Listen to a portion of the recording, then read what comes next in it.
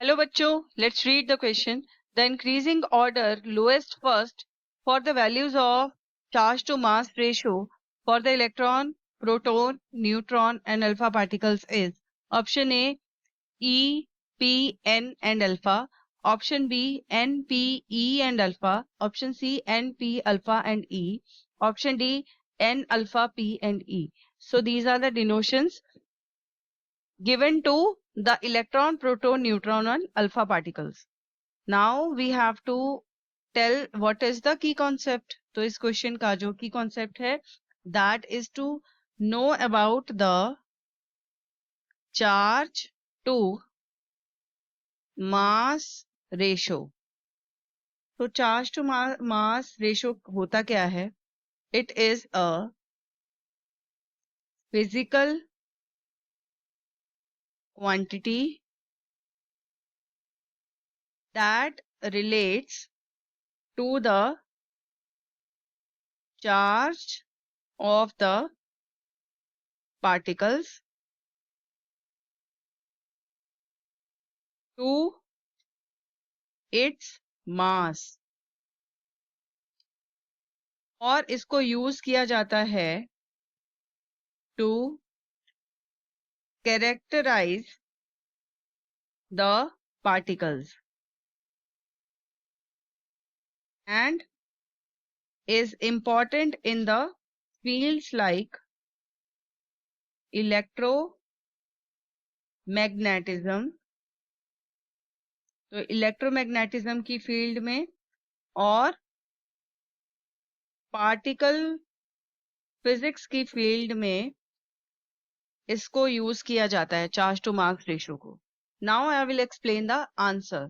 तो सबसे पहले हम डिस्कस करेंगे about the neutron which is denoted as N.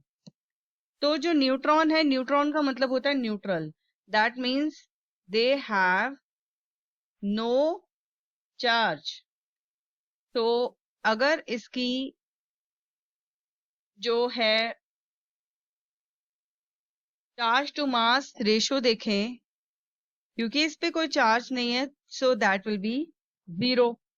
Now we come to the alpha particles. तो अगर अल्फा पार्टिकल्स को देखें तो इसमें 2 प्रोटॉन्स और 2 न्यूट्रॉन्स होते हैं. यानी कि इस पे क्योंकि प्रोटॉन्स भी पॉजिटिवली चार्ज है और न्यूट्रॉन्स जो है उनमें कोई चार्ज नहीं है, तो यहाँ पर 2 प्रोटॉन्स का चार्ज ही आएगा. सो +2 E आएगा. E is the elementary charge. तो इसका जो मास होता है that is approximately 4 times the mass of a proton. तो इसका अगर चार्ज टू मास रेशियो देखेंगे तो that will B +2E divided by 4mp and that will be equal to E divided by 2mp. mp मतलब जो है मास of the proton. तो इसका ये वैल्यू आई. नाउ नेक्स्ट जो हम डिस्कस करेंगे that is about proton which is P. तो प्रोटॉन जो है as it is positively charged. तो इसका मतलब है इस पे जो चार्ज आएगा that is +E and a mass of value mp. तो इसकी जो चार्ज टू मास रेशियो की जो वैल्यू है that is equal to E divided by mp. mp is the mass of the proton. अब जो नेक्स्ट है दैट इज इलेक्ट्रॉन, जिसको हम E से डिनोट करते हैं. तो इलेक्ट्रॉन जो है वो नेगेटिवली चार्ज्ड होते हैं, तो इस पे जो चार्ज आएगा दैट इज -e।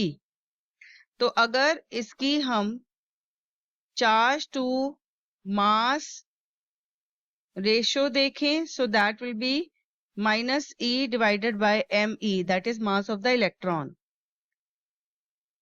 जबकि जो मास है इलेक्ट्रॉन का that is much smaller than the mass of the proton, so जो charge to mass ratio होगा of an electron,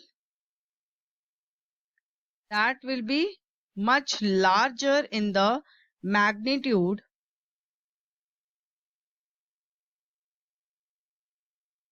of the proton, that of the proton।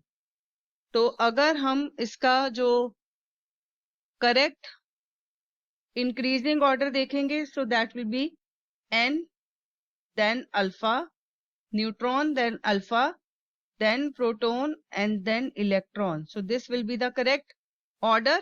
so that means हमारा जो option number D है that would be the correct answer। I hope you have understood this answer very well। Thanks for watching।